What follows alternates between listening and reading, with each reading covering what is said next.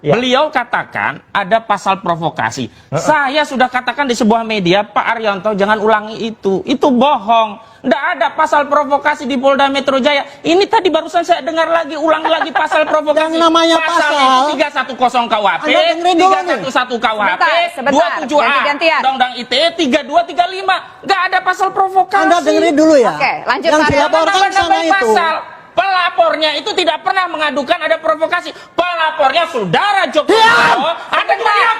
Oke, diam, tenang dulu di sini. ngomong Kita terus. harus Anda juga bisa memberikan. ngomong. Apa saya nggak bisa? Sebentar, tenang dulu. Kita harus memberikan contoh yang baik kepada masyarakat Saudara Indonesia. terbiasa Jutaan menjadi mata melihat pimpinan kita. seperti itu dalam diskusi. Sebentar, Kamu sabar juga bang, sebagai sabar bang, provokator. sabar Anda bang. provokator. Kami akan Anda kembali pembohong. sesaat lagi. Ada pasal provokasi. Tenang bang. Bismillahirrahmanirrahim. Assalamualaikum warahmatullahi wabarakatuh. Ya, saudaraku, bertemu lagi dengan saya Cecep Muhammad Yasin, wong Kediri yang gendut, imut-imut, menggaimaskan dan menggairahkan. Oh, menggemaskan ya. Agak sedikit batuk saudaraku, tapi tetap harus semangat. Setidak-tidaknya untuk berbagi. Ya, saudaraku, hari ini kita akan membahas marahnya Irjen Purnawirawan Arianto Sutadi kepada advokat Ahmad Kozinuddin dalam sebuah acara perdebatan ya. Jadi marahnya itu bukan main-main. Diam. ketika si sang advokat ya, Kozinuddin menyampaikan tentang perkataan bohong dari Arianto Sutadi ya, karena mungkin merasa dipermalukan dengan fakta bahwa kebohongannya disampaikan oleh sang advokat yang berani ini, sang advokat yang berani bernama Ahmad Kozinuddin ini, maka meledaklah marahnya Arianto Sutadi. Nah, ini masih berhubungan dengan permasalahan ijazahnya Jokowi yang diduga banyak orang termasuk saya palsu, yang diduga loh ya palsu. Dan ini dugaan ini tadi sore menjadi permasalahan yang perbincangan saya dengan beberapa wartawan yang kebetulan hari ini sore tadi ngomong-ngomong dengan saya di kantor saya yang termasuk di rumah saya juga, Gria Kebon Selatan 7 Blok G nomor 18 Surabaya. Silahkan kalau mau main ke sana ya. Nah, di dalam percakapan itu satu yang menarik bagi saya adalah pertanyaan tentang yang kebetulan ditujukan kepada semuanya. Kira-kira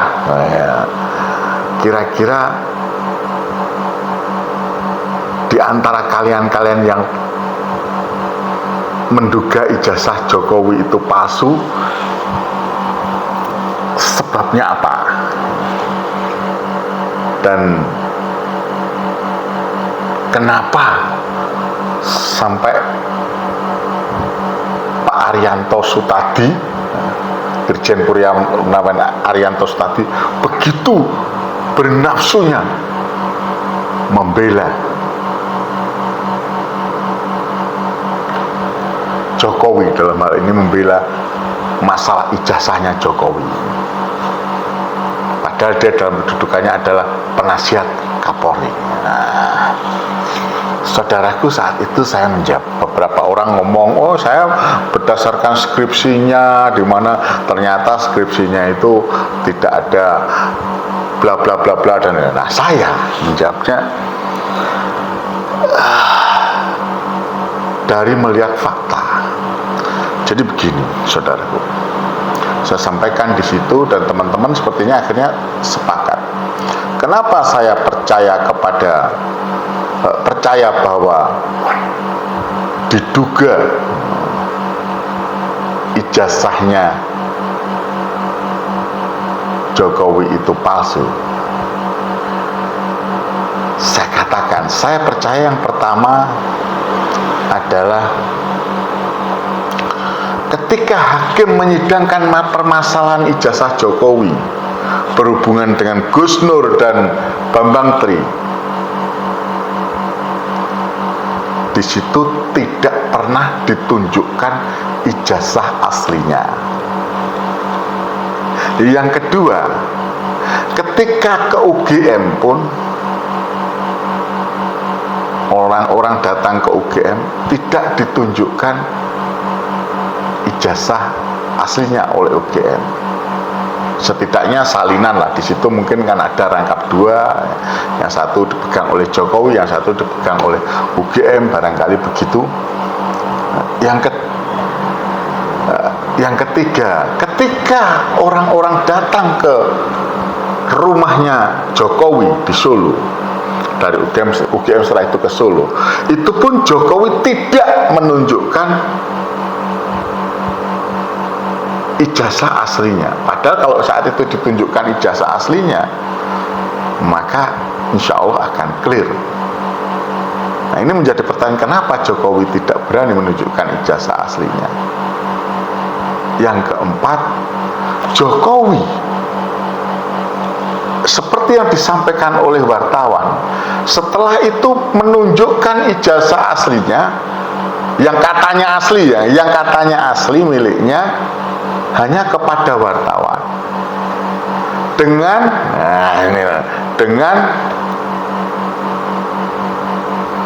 permintaan supaya para wartawan tidak boleh memfoto, tidak boleh memfoto. Nah, ini ada apa? Dan yang kelima, ini yang paling pokok menurut saya yang paling pokok, dalam konferensi pers sebagai pelapor berhubungan dengan ijazah palsu, ijazah yang diduga palsu, seharusnya kan Bareskrim, karena ini permasalahan menjadi kegaduhan nasional, maka harusnya Bareskrim menahan atau menyita ijazahnya Jokowi. Dalam praktek, dalam fakta, ketika konferensi pers, Bareskrim Mabes Polri tidak menunjukkan ijazah asli Jokowi. Yang ditunjukkan adalah ijazah yang dipampang diperlihatkan, dan itu sama katanya Roy Suryo dengan ijazah yang Roy Suryo dan Rismond Sianipar juga kawan-kawan teliti, lihat mereka sama. Maka Pak Arianto tadi mengatakan bahwa apakah Roy Suryo sudah pernah pegang? Ya tentu saja tidak pegang. Jangankan Roy Suryo, wartawan saja tidak boleh, polisi aja juga tidak, sepertinya juga tidak boleh, atau karena polisi tidak menunjukkan. Nah, karena polisi adalah institusi yang merupakan bagian dari membuka fakta, ketika tidak dihadirkan oleh polisi ijazah asli dalam konferensi persnya, itulah membuat saya merasa meyakini bahwa ijazah Jokowi patut saya duga tidak ada, atau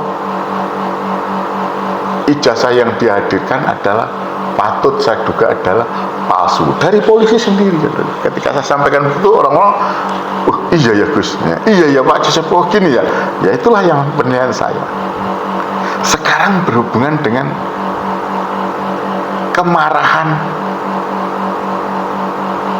Arianto Sutadi, Irjen Purnawirawan Arianto Sutadi kepada advokat Ahmad Kozinuddin yang mengatakan adanya kebohongan-kebohongan yang dilakukan oleh Arianto Sutadi, sehingga Arianto Sutadi sampai karena mungkin malu membentak, diam, kalap.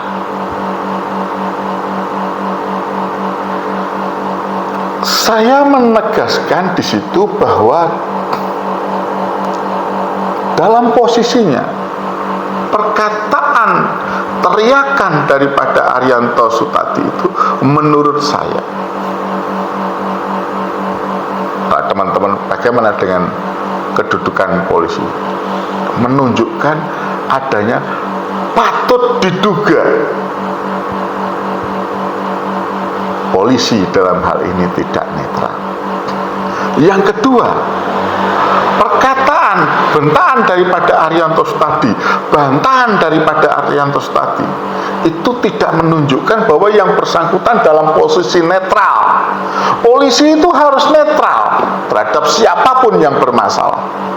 Tapi nampak sekali Irjen Purnawirawan Arianto Sutadi ketika berbicara masalah permasalahan yang ditangani oleh polisi, nampak sekali berpihak. Dan saya mengatakan bahwa sepertinya Irjen Purnawirawan Arianto Sutadi ini dalam kedudukannya adalah orang yang berada di pihaknya Jokowi dalam hubungannya dengan ijazah palsu.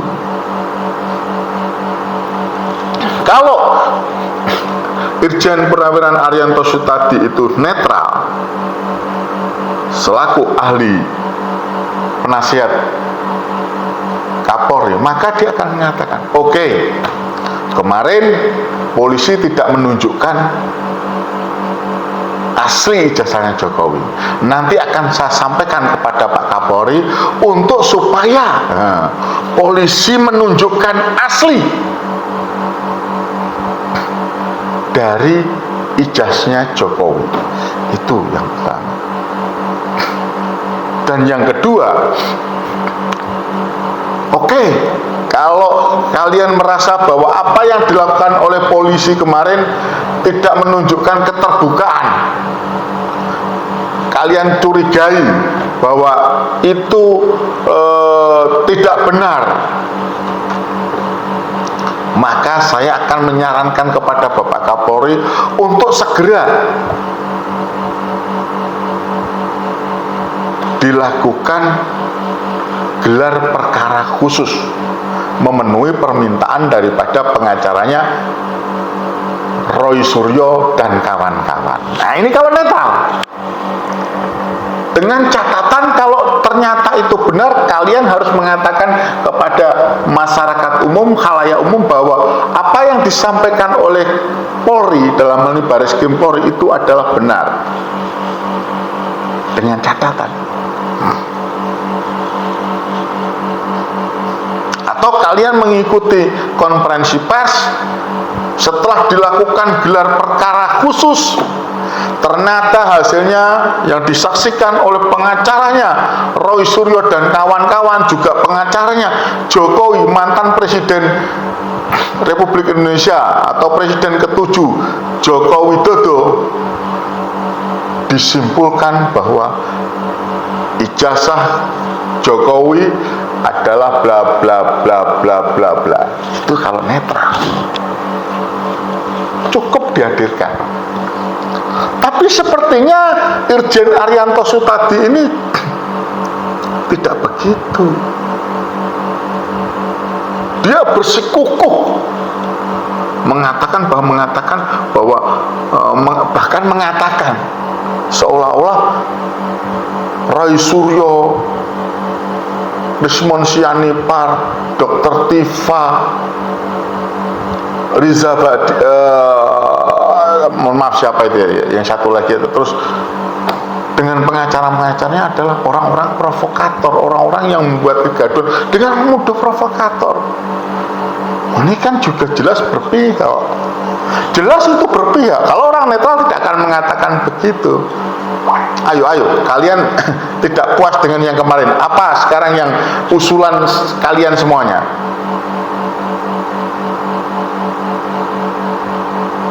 Oh, kemarin tidak ditunjukkan bukti aslinya. Akan saya minta kepada Bapak Kapolri sebagai penasihat untuk supaya menunjukkan aslinya. Atau oke, gelar perkara khusus sesuai dengan perintah. Akan saya minta kepada Bapak Kapolri untuk segera melakukan gelar perkara khusus. Ini supaya terjadi keseimbangan.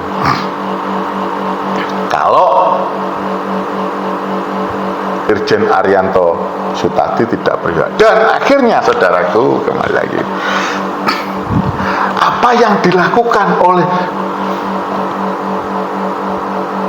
Irjen Purnawirawan Arianto Sutadi sebagai penasihat Kapolri tadi setidak-tidaknya membuat masyarakat seperti saya juga itu merasa bahwa ini dalam kedudukannya polisi sudah tidak netral. Mau dipikir pakai apapun sudah jelas tidak netral. Itu yang bisa saya sampaikan saudaraku. Semoga ini bermanfaat dan ini menjadikan kita semakin cerdas, semakin berani. Kalau ada ketidakbenaran, kalau ada yang merasa mengganjal berhubungan dengan penegakan hukum, kita harus berani berteriak. Karena kalau kita tidak berteriak, maka polisi, jaksa, hakim dan sebagainya merasa bahwa mereka merasa baik-baik saja, mereka merasa benar, sehingga tidak ada kontrol sosial. Bagi saya, Rismond, Roy Suryo, Dr. Tifa dan kawan-kawannya itu adalah mereka-mereka yang sedang melakukan perjuangan untuk melakukan kontrol atas penegakan hukum sehingga hukum berjalan sesuai dengan realnya. Sudah dicontohkan, maka bagi jenengan yang merasa bahwa ini Roy Suryo banyak mencari-cari dan sebagainya, jangan saudaraku.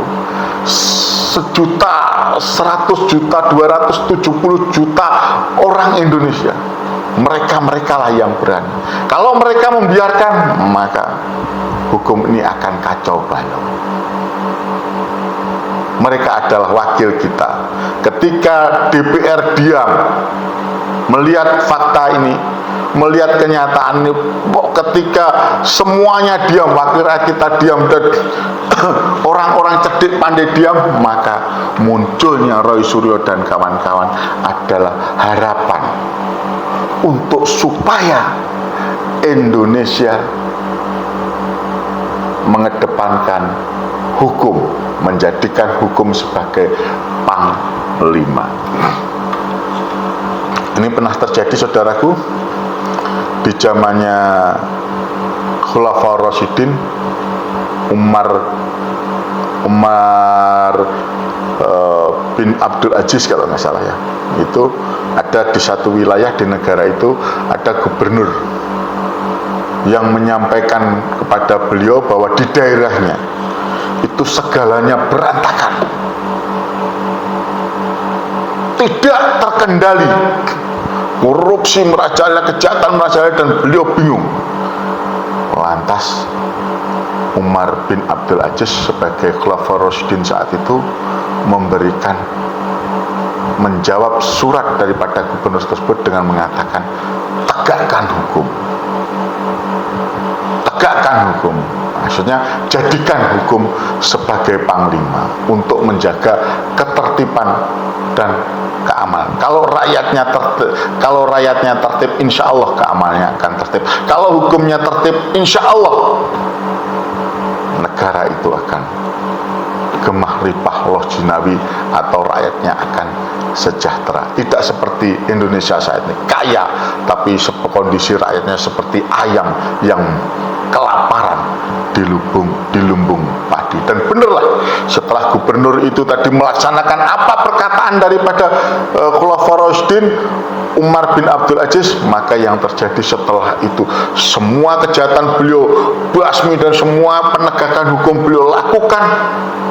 Kondisi negaranya, kondisi provinsi yang dipimpinnya aman, tertib, dan semuanya menjadi senang, semuanya menjadi nyaman, dan semuanya menjadi sejahtera.